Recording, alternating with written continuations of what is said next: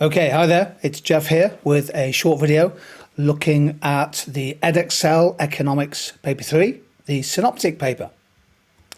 So paper 3 clearly follows on from paper 2 and paper 1. It's a 2-hour paper if you have normal time, and there are 100 marks available.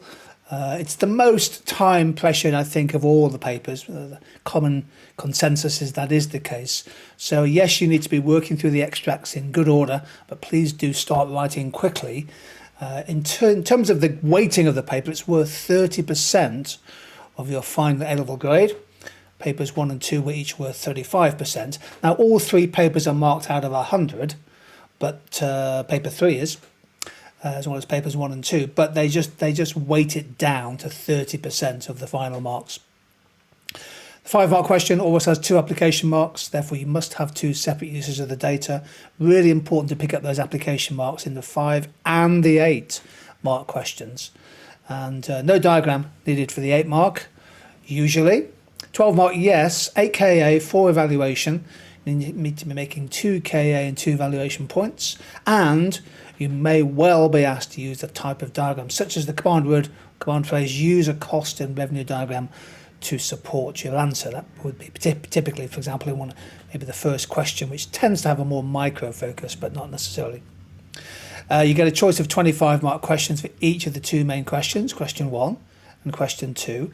I think the real skill to this paper is to get to the last 25-mark question on question 2, the essay questions at the end, with enough time to write the essay. Many students really do struggle with timing on this, so you have to be ruthless.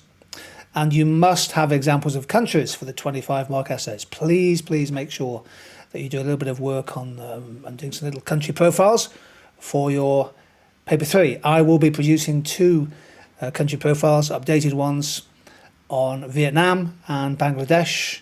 I might try and do a third, but certainly those 2, and do live streams on each. That might be helpful for you. Thinking about the advanced information and what will appear on paper 3.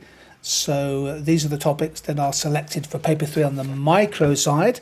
Elasticities, price, income, and cross elasticities there.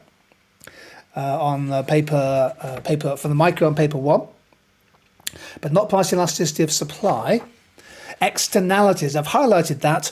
I'm not question spotting here, but of course it only really appeared, I think, as a sort of 4-mark question, did it not, in paper 1. So expect much more work on externalities and market failures and things ahead of paper 3.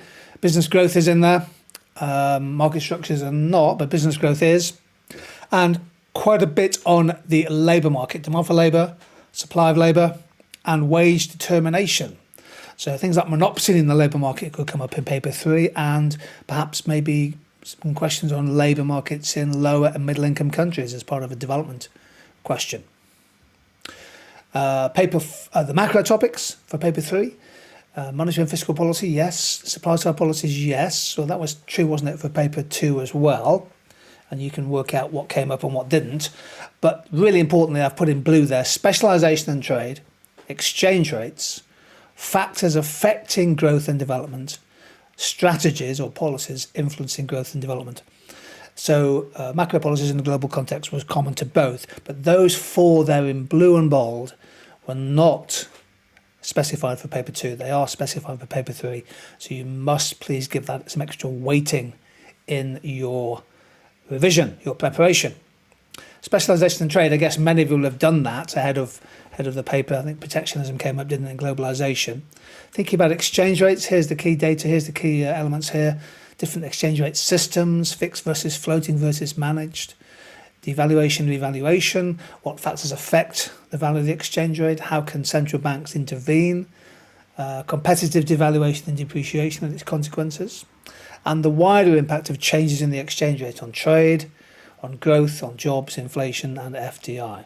So exchange rates will undoubtedly come up in some shape or form, and so therefore you really do need to be well prepared on those. And then, of course, development is likely to be a major focus for paper 3. Factors influencing growth or development, of course, it's all contextual. So primary product dependency, savings gaps linked to the Howard-Domar model there, foreign currency gaps, capital flight, and other factors such as demography, external debt, financial market fragility, infrastructure gaps, human capital gaps in terms of education and skills, the absence of property rights, and other non-economic factors, including political stability and environmental challenges. So be aware, please, of the barriers to growth and development. And if it says development in the question, you must write about development. And growth and development are not the same things. They're linked, but they are really quite different.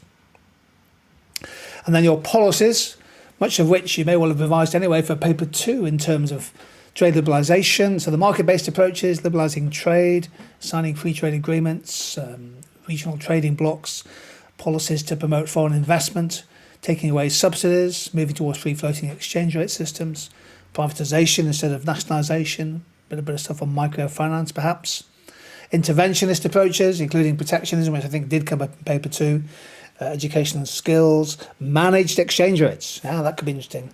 And then the most important thing, things like infrastructure policies, buffer stock schemes, and then other strategies, the industrialisation, tourism, fair trade, overseas aid as a strategy to promote growth and development, and debt relief.